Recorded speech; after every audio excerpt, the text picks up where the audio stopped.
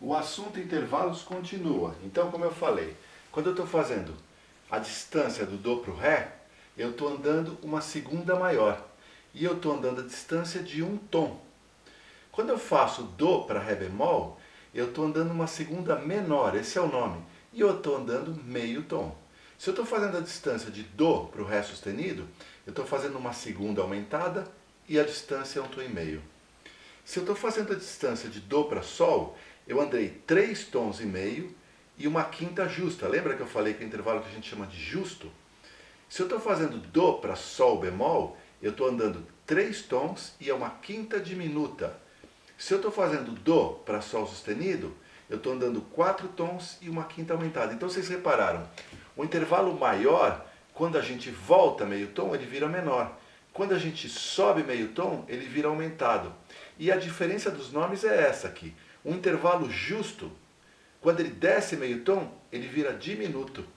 E quando ele aumenta meio tom, aumentado de novo. Então a diferença está aqui, ó.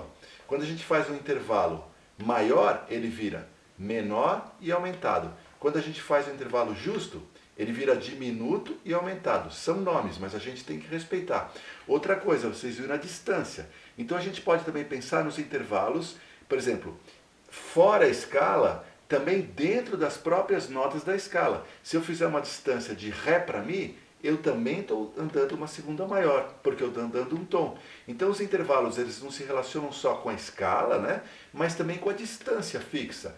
A mesma coisa, a gente pode pensar, os intervalos a gente está fazendo de forma ascendente. Mas se eu estiver em Ré e voltar para o Dó, eu andei o que? Ré para o Dó um tom, eu andei uma segunda maior para baixo, descendente.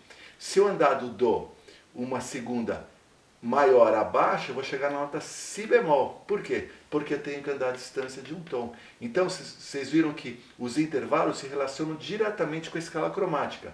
No começo, é legal vocês terem uma escala cromática montada aqui, quando vocês estiverem fazendo os exercícios, para fazer as contas. Porque são contas mesmo, né? São tabelas, então, sempre uma segunda maior é um tom acima ou um tom abaixo.